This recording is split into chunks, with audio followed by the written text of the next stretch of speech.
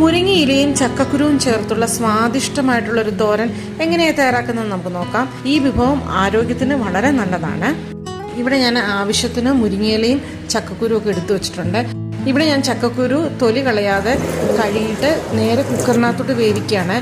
ഇങ്ങനെ ചെയ്യുന്നതാണ് തൊലി കളയാൻ കൂടുതൽ എളുപ്പമായിട്ട് എനിക്ക് തോന്നിയിരിക്കുന്നത്. മുരിങ്ങയിലയും അതുപോലെ തന്നെ കഴുകി ഇലകളെല്ലാം അടർത്തി മാറ്റി വെക്കാം.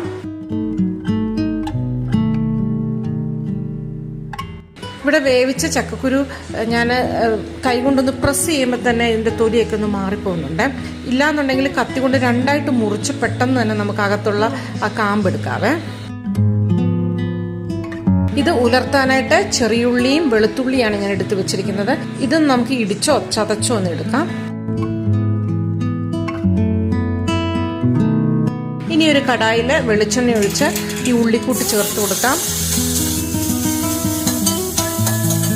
ഇതിന്റെ കൂട്ടത്തിൽ ചതച്ച മുളക് ചേർത്ത് കൊടുത്തിട്ടുണ്ട്. കുറച്ച് മഞ്ഞൾപ്പൊടി ചേർത്ത് കൊടുക്കുന്നുണ്ട്. കുറച്ച് കുരുമുളക് പൊടിയും ചേർത്ത് കൊടുക്കുന്നുണ്ട്.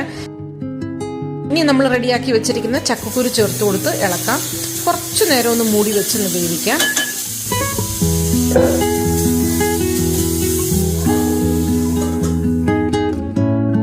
എന്നിട്ട് മുരിങ്ങയില ചേർത്ത് കൊടുക്കാം. മുരിങ്ങയിലയും കുറച്ചു നേരം ഒന്ന് മൂടി വെച്ച് വേവിക്കാം.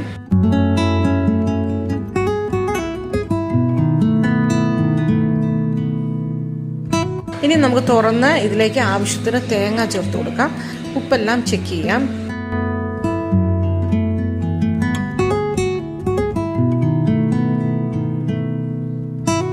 അപ്പം നമ്മുടെ ആരോഗ്യപ്രദമായിട്ടുള്ളൊരു നാടൻ വിഭവം റെഡി ആയിട്ടുണ്ട്. എല്ലാവരും ട്രൈ ചെയ്ത് നോക്കണേ. അപ്പം എല്ലാവർക്കും ബൈ. Thank you.